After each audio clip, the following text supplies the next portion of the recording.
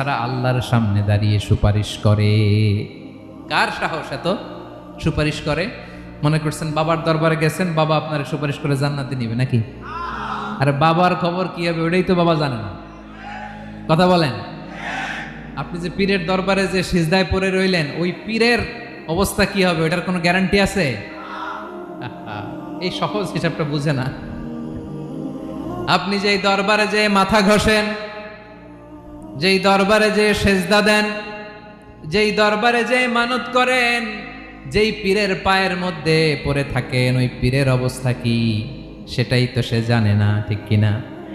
কেউ সুপারিশ করতে পারবে না। তবে হ্যাঁ, আল্লাহ যদি কাউকে দয়া করে অনুমতি দেয় তাহলে করতে পারবে, তাহলে পারবে। সেই কিয়ামতের দিনটা বড্ড ভয়ঙ্কর, কেউ সুপারিশ করার সাহস পাবে না।